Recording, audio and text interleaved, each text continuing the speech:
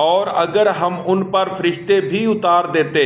اور مردے بھی ان سے گفتگو کرنے لگتے اور ہم سب چیزوں کو ان کے سامنے لاموجود بھی کر دیتے تو بھی یہ ایمان لانے والے نہ تھے الا ماشاء اللہ۔ بات یہ ہے کہ یہ اکثر نادان ہیں۔ اور اسی طرح ہم نے شیطان سیرت انسانوں اور جنوں کو ہر پیغمبر کا دشمن بنا دیا تھا اور وہ دھوکہ دینے کے لیے ایک دوسرے کے دل میں ملمہ کی باتیں ڈالتے رہتے تھے، اور اگر تمہارا پروردگار چاہتا تو وہ ایسا نہ کرتے تو ان کو اور جو کچھ یہ افطرا کرتے ہیں اسے چھوڑ دو۔ اور وہ ایسے کام اس لیے بھی کرتے تھے کہ جو لوگ آخرت پر ایمان نہیں رکھتے ان کے دل ان کی باتوں پر مائل ہوں اور وہ انہیں پسند کریں، اور جو کام وہ کرتے تھے وہی کرنے لگیں۔ کہو کیا میں اللہ کے سوا اور منصف تلاش کروں، حالانکہ اس نے تمہاری طرف واضح علم طالب کتاب بھیجی ہے، اور جن لوگوں کو ہم نے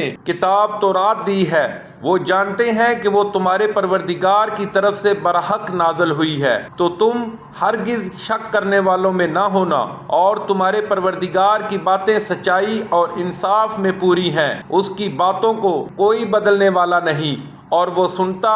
جانتا ہے۔ اور اکثر لوگ جو زمین پر آباد ہیں گمراہ ہیں، اگر تم ان کا کہا مان لو گے تو وہ تمہیں اللہ کا رستہ بھلا دیں گے۔ یہ محض خیال کے پیچھے چلتے اور نرے اٹکل کے تیر چلاتے ہیں۔ تمہارا پروردگار ان لوگوں کو خوب جانتا ہے جو اس کے رستے سے بھٹکے ہوئے ہیں، اور ان سے بھی خوب واقف ہے جو رستے پر چل رہے ہیں۔ تو جس چیز پر ذبح کے وقت اللہ کا نام لیا جائے اگر تم اس کی آیتوں پر ایمان رکھتے ہو تو اسے کھا لیا کرو، اور سبب کیا ہے کہ جس پر اللہ کا نام لیا جائے تم اسے نہ کھاؤ، حالانکہ جو چیزیں اس نے تمہارے لیے حرام ٹھہرا دی ہیں وہ ایک ایک کر کے بیان کر دی ہیں۔ بے شک ان کو نہیں کھانا چاہیے مگر اس صورت میں کہ ان کے کھانے کے لیے ناچار ہو جاؤ، اور بہت سے لوگ بے سمجھے بوجھے اپنے نفس کی خواہشوں سے